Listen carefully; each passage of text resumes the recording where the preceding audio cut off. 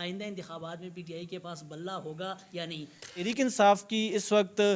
Band بجائی ہوئی ہے اگر اس چیف الیکشن کمشنر کے تحت جو شفاف انتخابات نہیں ہو سکتے۔ پاکستان تحریک انصاف کے لیے الیکشن کمیشن کی جانب سے انٹرا پارٹی انتخابات کالعدم ہونے کے بعد کیا پاکستان تحریک انصاف کے اچھے دن آ سکتے یا نہیں آ سکتے؟ بلہ جو ہے بلہ چھین لیا گیا، جبکہ بیرسٹر گوہر جو چیئرمین تھا اس کو بھی ہٹا دیا گیا ہے۔ اب ممکن ہے کہ پاکستان تحریک انصاف ایک پٹیشن دائر کرنے کی کوشش کر رہی ہے۔ میرے ساتھ اس وقت یاسر ایاز موجود ہے جو اسلام آباد کی صحافت کرتے ہیں، جبکہ ملک بھر کی کورٹس اور باقی الیکشن کمیشن جو آج کل بہت ایکٹیو ہے اس کے اوپر نظر رکھے ہوئے ہیں۔ ان سے پوچھیں گے، جانیں گے کہ کیا آئندہ انتخابات میں پی ٹی آئی کے پاس بلہ ہوگا یا نہیں۔ جی السلام علیکم۔ وعلیکم السلام۔ بتائیے اس حوالے سے یہ لوگ اس کشمکش میں ہیں، جاننے کی کوشش کر رہے ہیں کہ کیا پی ٹی آئی آئندہ انتخابات میں پی ٹی آئی کے پاس بلہ ہوگا یا نہیں۔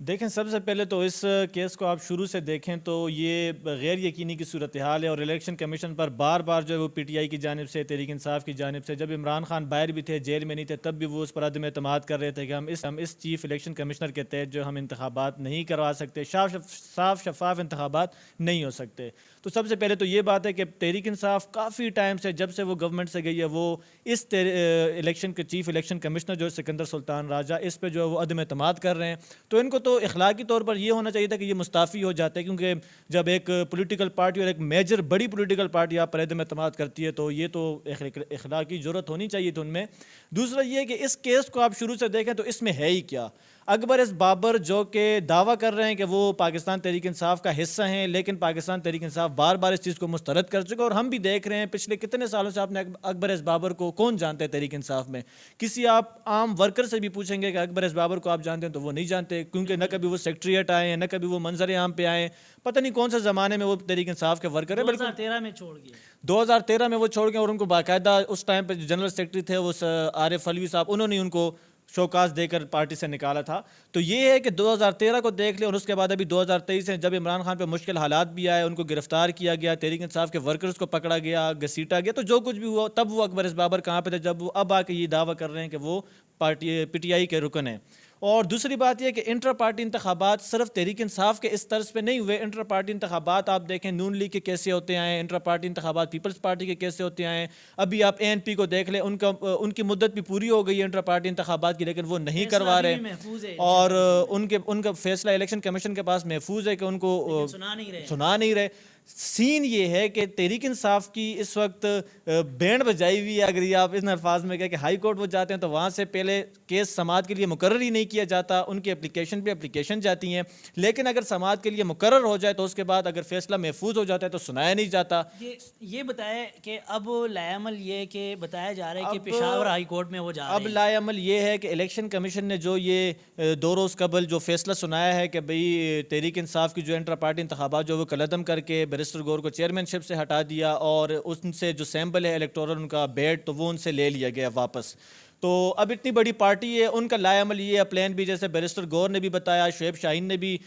کیپٹل ٹاک میں بتایا تھا کہ ہمارا پلان بھی تیار ہے۔ ان کو پہلے سے پتہ تھا الیکشن کمیشن کا کہ انہوں نے کچھ ایسی گڑبڑ کرنی ہے، تو پلان بی میں انہوں نے اب یہی رکھا ہوا ہے کہ وہ معظم بٹ جو ان کے ایڈوکیٹ ہیں، انہوں نے آج جو ہے وہ ایک انٹرویو میں بھی بتایا کہ وہ پشاور ہائی کورٹ میں اس چیز کو چیلنج کرنے جا رہے ہیں، اور کل وہ جو ہے پٹیشن لے کر پشاور ہائی کورٹ جائیں گے، جو چیئرمین ایکس چیئرمین کہہ لیں یا جو ابھی کالعدم ہو گئے ہیں، بیرسٹر گور خود جائیں گے پشاور ہائی کورٹ میں اس چیز کو چیلنج کرنے، اور ان کا یہ کہنا ہے کہ ہم کوشش کریں گے کہ کل ہی اس چیز کو جو سماعت کے لیے مقرر کیا جائے، اور کل ہی اس پر جو پشاور ہائی کورٹ اپنا کچھ نہ کچھ لائے عمل آگے لے کے آئے۔ اس طرح اسپیکولیشن تو ٹھیک نہیں ہے، پھر بھی کیا سمجھتے ہیں پی ٹی آئی کو بلہ واپس مل جائے گا، اس کا چیئرمین بحال ہو جائے گا؟ دیکھیں، بلہ تو ابھی تو اس وقت تو وہ جتنے کانفیڈنٹ نظر آ رہے ہیں، اور جس طرح کے پشاور ہائی کورٹ کے ماضی کے فیصلے آپ دیکھ لیں، ایک پشاور ہائی کورٹ واحد رہ گئی ہے پاکستان میں جو تحریک انصاف کے کچھ نہ کچھ حق میں فیصلہ سنا جاتی ہے، باقی تو ہائی کورٹ میں کوئی سماعت پہلے ہوتی نہیں ہے، اور اگر ہوتی ہے تو وہ پہلے سے عدم اعتماد بھی کر لیتے ہیں اس پہ۔ اب جیسے اسلام آباد ہائی کورٹ کی آپ مثال لے لیں، جسٹس عامر فاروق پہ 50 سے زیادہ دفعہ چیئرمین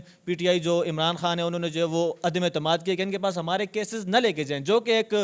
فریق کا یا جو آپ کہہ لیں کہ مدعی کا ان کا وہ حق ہے ان کے پاس کہ اگر وہ کہتے ہیں کہ اس کے پاس ہمارا کیس نہ جائے تو ان کو نہیں سننا چاہیے ان کے کیسز، لیکن پھر بھی 90% کیسز جو ہیں وہ جسٹس عامر فاروق اپنے پاس ہی رکھ لیتے ہیں، وہ سن لیتے ہیں۔ ہوتے ہیں. تو پشاور ہائی کورٹ کے پاس یہ اگر جا رہے ہیں تو کس کانفیڈنس کے ساتھ اور اس امید کے ساتھ ہی جا رہے ہیں کہ وہ ان کو یہ بیٹ واپس کرے گا. مجھے بھی امید ہے کہ یہ مل جائے گا واپس, کیونکہ اس کیس میں اس طرح کچھ خاص ہے نہیں. اس سے پہلے سارے پارٹیز کے انٹرا پارٹی انتخابات ایسے ہی ہوئے ہیں. یا تو پھر آپ سب کو کالعدم قرار دے دیں اور سب کو جو ہے وہ انٹرا پارٹی آپ ایک سیکشن وہ جو 2017 میں بنایا اس کے تحت کروائیں, یا پھر سب کو جو بحال کیا جائے. بہت شکریہ. یہ